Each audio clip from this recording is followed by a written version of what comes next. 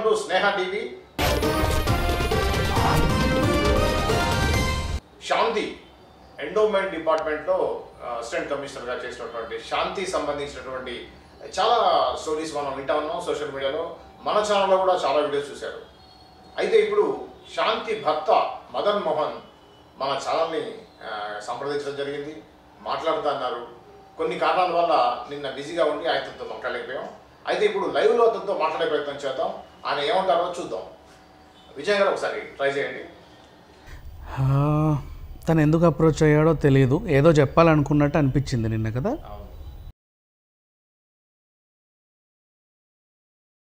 మదన్ గారు, నేను దాసరి విజ్ఞాన్ మాట్లాడుతున్నానండి. నాకు వాలి శ్రీనివాస్ గారు ఇచ్చారు మీ నెంబరు. అవును సార్. నమస్తే సార్. నమస్తే నమస్తే. యా ప్లీజ్ చెప్పండి.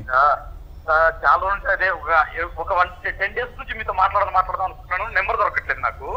ఓ, మరి వీళ్ళది ఎక్కడ దొరికింది వాలి గారిది? ఇదంతా నేను యూట్యూబ్ లో వెతుకుతా ఉన్నాను. నిన్న ఒక 10-15 మందికి నెంబర్ కాల్ చేశాను. ఓకే. చేస్తే ఎవరు నెంబర్ చెప్పలేకపోతే ఆఫీస్ షిఫ్ట్ అయింది, అక్కడ కలుస్తారు అని చెప్పారు. మీరు మిమ్మల్ని కలవచ్చా చెప్పారు. మీరు ఎక్కడ ఉన్నారు? నేను ఇప్పుడు ఆఫీస్ లో ఉన్నానండి. నేను ఆఫీస్ లో ఉన్నాను. అంటే ఐ మీన్ ఏరియాలో?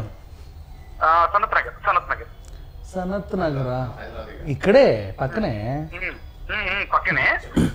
ఏమన్నా రాగలుగుతారా లేకపోతే నేను రానా ఈవినింగ్ అటు సైడ్ మీ దగ్గరికి? రండి, పర్లేదు. అంటే దేని గురించి? అసలు first of all I want to appreciate you. అంటే మీరు గ్యాదర్ చేసిన ఇన్ఫర్మేషన్ లో 70 to 80% కరెక్ట్ ఉంది. Thank you so much. I was really surprise. అంటే మీరు గ్యాదర్ చేస్తున్న ఇన్ఫర్మేషన్ అంటే ఒక 30% 20% కొద్ది కన్ఫ్యూజన్ ఉంది. But most of the information is correct. నేను విక్టిమ్ కాబట్టి నాకు బాగా తెలుసండి విజ్ఞాన్ గారు. ఓకే. సో నేను ఒకసారి మిమ్మల్ని పర్సనల్ కలిసి మనకు మీరు చెప్తున్నటువంటి, నేను కూడా పనాలన్నట్టు లా చేశాను.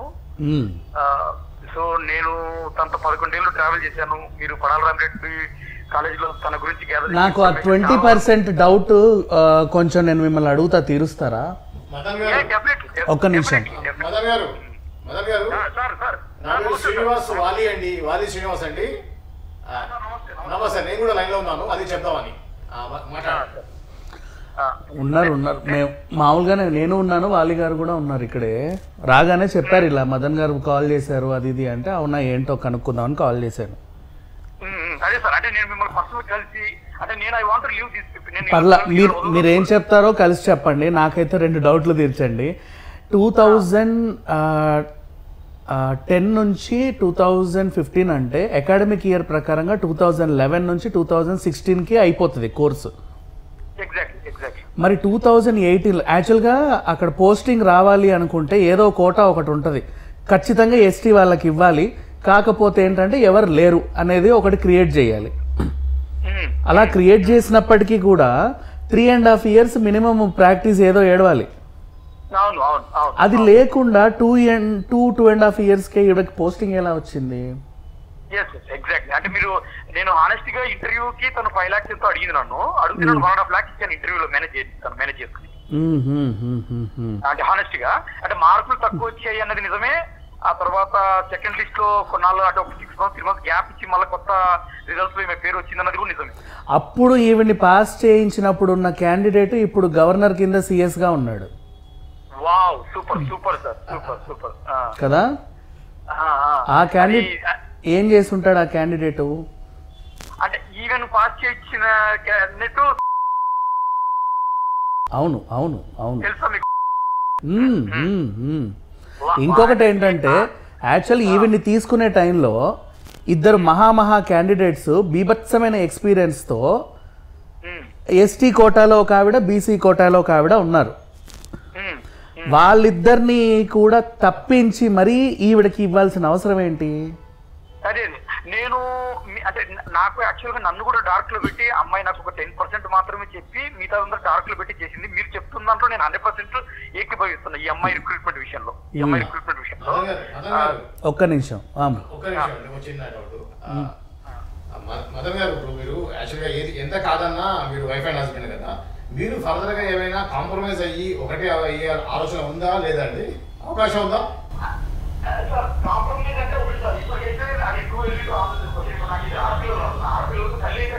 అవును కదా సార్, అవును కదా సార్. నాకు భార్య అవసరం లేదు, నాకు ఏదో తెలియదు కానీ ఏ తప్పు చేయని ఆరోగ్యం తల్లిగా ఉంటుంది సార్. అవును సార్, అవును సార్. మా బాధ కూడా అదే సార్. యాజ్ ఏ పేరెంట్ గా మాకు కూడా తెలుసు ఆ పెయిన్ అనేది. పిల్లలకి ఇద్దరు ఫాదర్ మాత్రం ఇద్దరు కూడా అవసరమే వాళ్ళ గ్రోత్ లో, ముఖ్యంగా అమ్మాయిలకి ఇంకా ఎక్కువ అవసరం ఉంటుంది. కాబట్టి ఈ విషయాన్ని మేము ఇలా చర్చించడం కొద్దిగా బాధాకరమే సార్ నిజంగా చెప్పాలంటే. కానీ కేవలం డబ్బు కోసం గేమ్ ఆడతారు.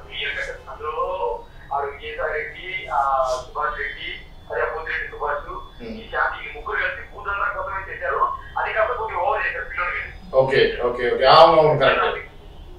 అందులో మీరు చెప్తున్న మాత్రం చాలా వరకు వస్తూ ఉన్నాయి సార్. అసలు మీరు నాకు తెలియని ఇన్ఫర్మేషన్ కూడా మీరు చాలా ఇచ్చారు.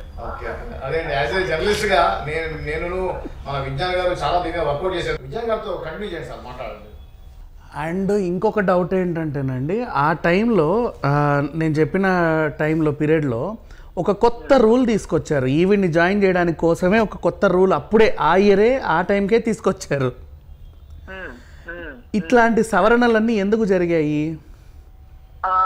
మోస్ట్లీ సార్ యాక్చువల్గా నేను అమ్మాయిని ఎంతో నచ్చి మెచ్చి ఒక రూమ్ తీర్చాను అశోక్ నగర్ లో. దిగ్విజయ్ కోచింగ్ కోచింగ్ ఇచ్చాను. నాకు తెలియకుండా ఈ అమ్మాయి చాలా డార్క్ పనులు చేసింది అనేది నేను నమ్ముతున్నాను సార్. అంటే నిజానికి ఇవన్నీ నాకు తెలియదు సార్. నాకు ఇప్పుడు ఈ మధ్య కాలంలో యాక్చువల్లీ మీతో కంటే ముందే జగద్గిరిగుట్ట లోపల మన ఉషాముల్లపూడి దగ్గర సంతోష్ అనే ఆయనతో ఒక 1 BHK ఫ్లాట్లో ఉండింది. అంటే ఓకే, అంటే నేను పెళ్లి చేస్తున్న టైంకి జగద్గిరిగుట్ లో ఉన్నమాట వాస్తవము. అక్కడ సంతోష్ అనేటోడు కూడా పరిచయము. వాడికి కూడా మీరు మొన్న యూట్యూబ్ లో మాట్లాడిన తర్వాత ఇవాళ పిలిపించారు ఆఫీస్కి వస్తున్నాడు ఇవాళ.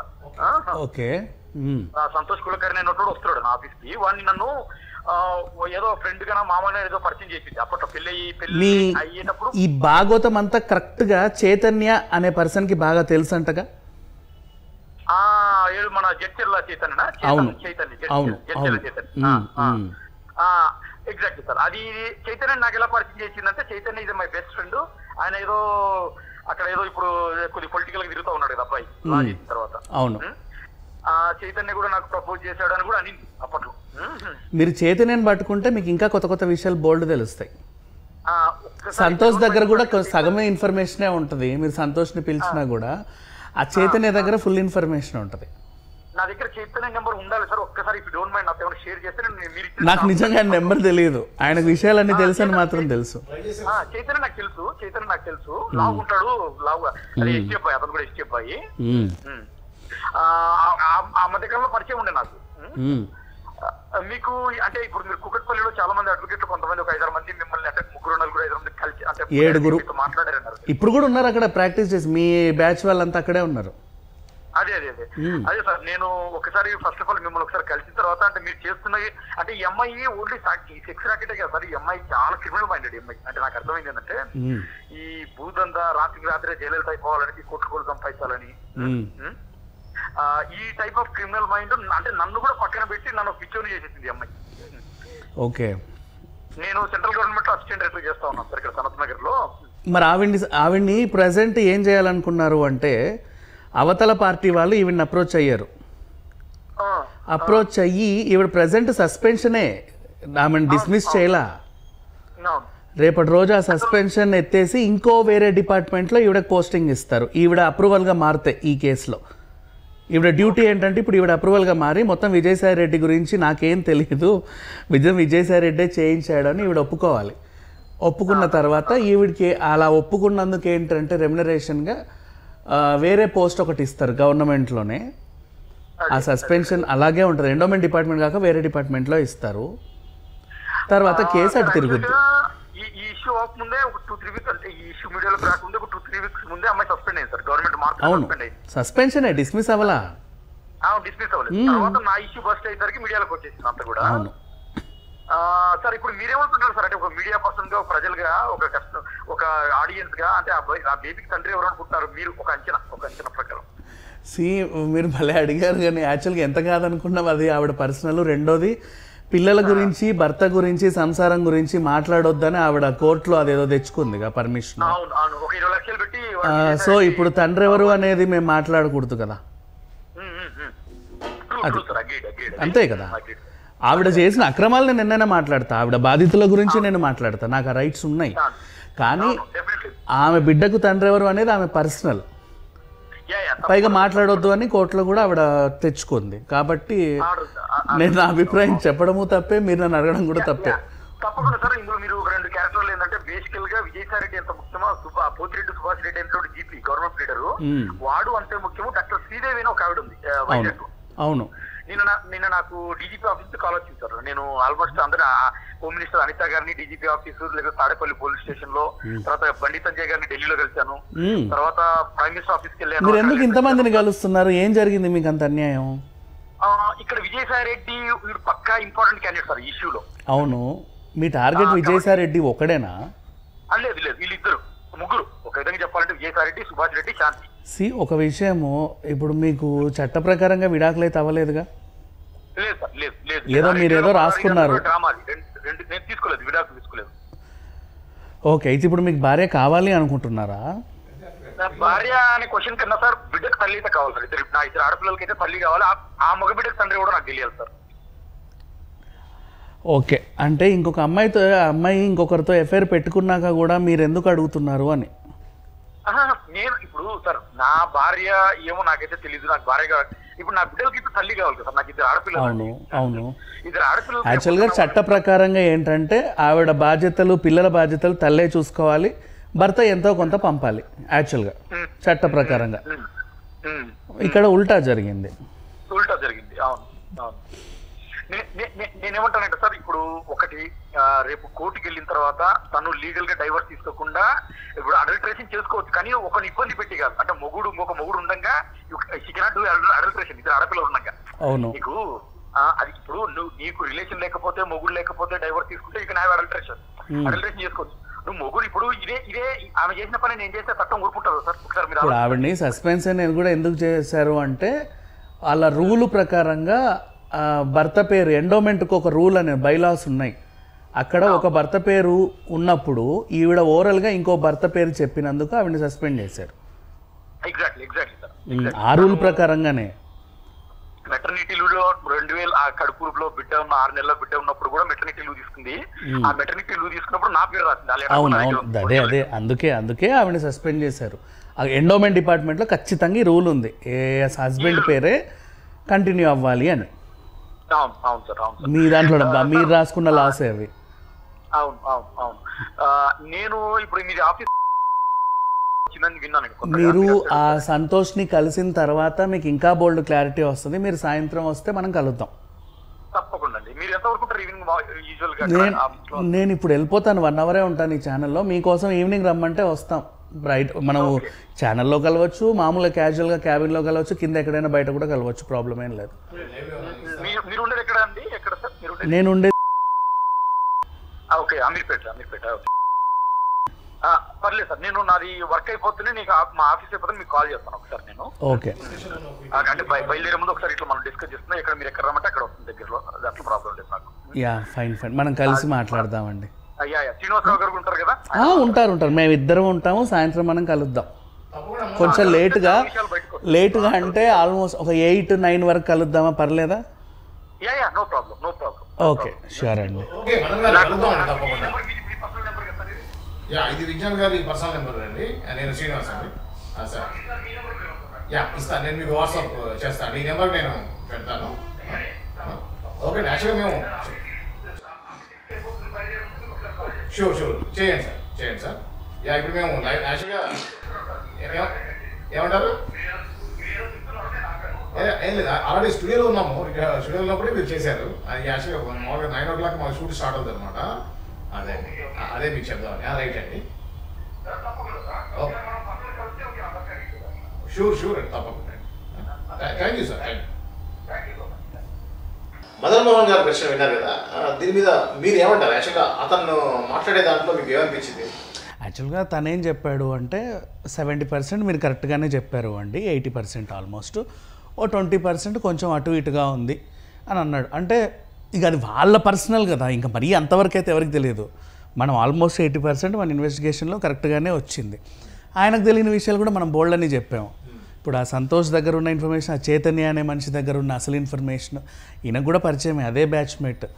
కానీ అప్పుడే ఏం చేశారు ఏంటనేది ఇప్పుడు ఈయన సంతోష్ని కలిస్తే వాళ్ళిద్దరు మాట్లాడుకున్న క్లారిటీకి వచ్చిన తర్వాత మళ్ళీ మనల్ని కలిసిన తర్వాత మనకి ఇంకో విషయం అర్థమవుతుంది.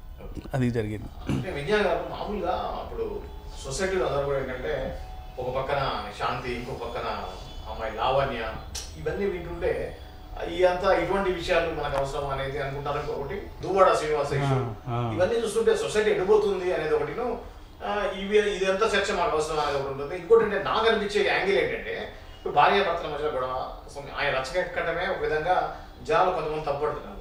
వైఫ్ అండ్ మధ్యలో ఉంటే మీరు 4 గోడల మధ్య చేసుకోవాలని దాన్ని ఇష్యూ చేసడం ఏంటి అనేది చాలా మంది అంటారు. దానికి ఆయన చెప్పేది ఏంటంటే అవుతున్న వ్యక్తి మామూలు వ్యక్తి గారు, ఒక విజయసాయి రెడ్డి లాంటి సీఎం తర్వాత సెకండ్ సీఎం లాంటి స్థాయి వ్యక్తితోటి నేను పోరాడుతున్నప్పుడు మీడియా సపోర్ట్ కావాలని చెప్పేసి నేను బయటకు వచ్చానని మదన్ మోహన్ గారు చెప్పేటువంటి మాట. సో మనం నిజానికి వాళ్ళు ఒక కాంప్రమైజ్ అయినప్పటి నిజంగా ఇంత రచ్చ జరిగిన తర్వాత వాళ్ళు మళ్ళీ కాంప్రమైజ్ అవ్వాలనేటువంటి ఆలోచన వస్తుందా? వచ్చి వాళ్ళు మామూలు జీవితాన్ని వాళ్ళు గడపగలుగుతారా? దీని మీద మీ ఒపీనియన్ ఏంటి? ఇక్కడ మదన్ గురించి మాట్లాడుకుంటే ఆయన ఏమంటున్నాడు అంటే నా పిల్లలకి తల్లి కావాలి బేసిక్గా, అందుకు నేను పోరాడుతున్నాను అన్నాడు.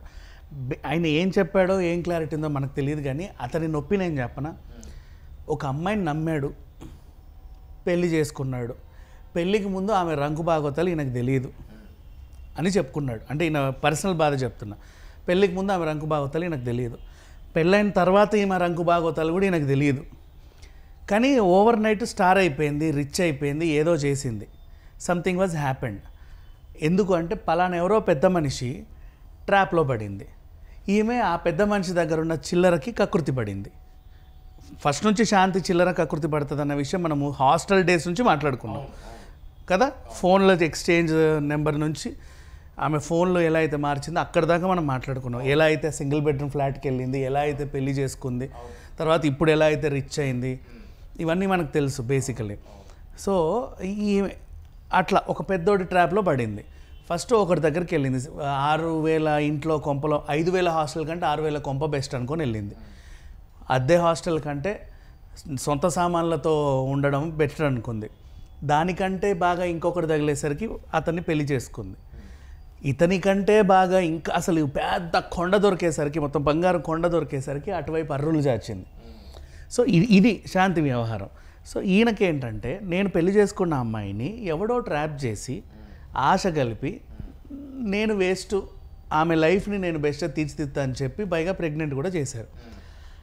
కనీసం నేను ఒక బాధితుడిగా అసలు జరిగిందేంటో తెలుసుకోవాలన్న నైతిక హక్కు నాకు ఉంది అని పోరాడుతున్నాడు. అది బేసికలీ అంతే, అంతమించి ఏం లేదు. ఒక భర్తగా సరే పెళ్లి చేసుకున్నా సరే వదిలేస్తా, నష్టమేం లేదు, 2 పిల్లల్ని కానీ నా మొహాన పడేసావు, బాగానే ఉంది, ఇంతవరకు కూడా ఓకే. నువ్వు ఇంకొకరితో ప్రెగ్నెంట్ అయ్యావు, అసలు వాడిలో ఉందేంటి నాలో లేనిదేంటి, నువ్వు వాడికి ఎందుకు అట్రాక్ట్ అయ్యావు, ఏ విషయం నిన్ను చెప్పి లోబరుచుకున్నారు, నీకు ఏ ఆశ చూపి నిన్ను వాళ్ళ వైపు తిప్పుకున్నారు, అసలు ఫస్ట్ నీలో కలిపి ఆ ప్రలోభాలకి నీకు గురి చేసినటువంటి ఆ ఐటమ్ ఏంటి, ఆ అంశాలు ఏంటి కనుక్కోవాలని అనుకుంటున్నాడు. ఆ హక్కు కూడా ఇతనికి ఉంది, ఎందుకంటే ఇంకా వీళ్ళకి విడాకులు అవ్వలేదు కాబట్టి. ఆ హక్కు కూడా ఈయనకు ఉంది, ఎందుకంటే ఆవిడ 2 పిల్లలు ఈయన దగ్గర ఉంది కాబట్టి. ఆ హక్కు ఈయనకు లేకుండా కనీసం నా తల్లి ఏం చేస్తుంది, ఎక్కడుందని తెలుసుకునే మినిమం హక్కు కన్న పిల్లలకు కూడా ఉంది. అది సంగతి. దానికోసం జస్ట్ ఆ అంశం కనుక్కోవడానికి ఈ రోజు వరకు కూడా ఫైట్ చేస్తున్నాడు. ఇంకోటి దీంట్లో వచ్చిన పాజిటివ్ కోణం ఏంటంటే ఆయన మాటల్లో నా భార్య మంచిదే, ఆమె డ్రాప్ చేశారు అన్నారు. అంటే ఇప్పుడు ఎంతైనా భార్య కాబట్టి కొంత పాజిటివ్ కూడా వేగంగా ఆలోచిస్తున్నాడు. ఈయన పెళ్ళైన తర్వాత ఈయన అనుకోవడం తప్పులేదులే, కానీ ఆ పెళ్ళికి ముందు కూడా ఆవిడ ఎంత వెరీ గుడ్డో మనకు తెలుసుగా. ఇప్పుడు అవి ఎంత వెరీ గుడ్డో ఆయన ఎవరితో అయితే పెళ్ళికి ముందు రిలేషన్లో ఉందో ఆయన, ఎవరినైతే పెళ్లి చేసుకుందో ఈయన, ఇద్దరు కలిసి ఇప్పుడు సమావేశం అవుతున్నారు. అక్కడ జరిగే కొన్ని ఆసక్తికరమైన విషయాలు ఏమన్నా ఉంటే మనం చెప్పాలి. ఇప్పుడు ఈయన మనల్ని కూడా అడిగాడు, మీరెవరు అనుకుంటున్నారండి తండ్రి అని. అసలు ఆయన అడగడం కూడా తప్పు, యాజ్ ఏ లా తెలిసిన ఆయన అడగడం తప్పు. ఎందుకంటే ఆవిడ ఒకటి తెచ్చుకుంది, నా కడుపు అనేది నా పర్సనల్ ఇది, నా వ్యక్తిగతం, నా ఒళ్ళు, దీని గురించి మాట్లాడే హక్కు ఎవరికి లేదు. అఫ్ కోర్స్ నీ పర్సనల్కి నేను విలువనిస్తా, కానీ నీ వల్ల ఎవడు చెడినా, నీ వల్ల ఏమైనా అక్రమాలు జరిగినా, నీ వల్ల ప్రజల సొమ్మేమన్నా అయినా, నీ వల్ల ఎవడైనా బాధపడ్డా అప్పుడైతే నిన్ను వదలడానికి లేదు కదా. ఆ విషయంలో మనం ఏమైనా మాట్లాడుకోవచ్చు. నేనైతే మాట్లాడలేను, మీరు మాట్లాడలేరు, ఎందుకంటే ఆవిడ తెచ్చుకుంది పేపరు నా గురించి మాట్లాడకు అని. మరి ఇంకా దానికి కూడా అప్పటికి కూడా ఆమె సంసారం పిల్లల నుంచి మనం మాట్లాడడం తప్పు. ఇది అండి శాంతి భక్త మదన్ మోహన్ మధ్య ఉన్నటువంటి వివాదం ఏదంతో దాని యొక్క పరిణామ క్రమంలో ఇక్కడ దాకా వచ్చింది. అయితే నిన్న master key and Sneha TV ఛానల్ని సంప్రదించడం జరిగింది ఫోన్లో. సో ఆ టైంలో విజ్ఞాన్ గారు అవైలబుల్ లేకపోవడం వల్ల ఈరోజు మార్నింగ్ ఆయనతో మేము లైవ్లో మాట్లాడడం జరిగింది. ఆ యొక్క వీడియోని మీకు అందించాం. దీని మీద మీ స్పందన ఏంటో తెలియజేయండి. అంతవరకు చూస్తూనే ఉండండి స్నేహ TV. Please like, share and subscribe Sneha TV.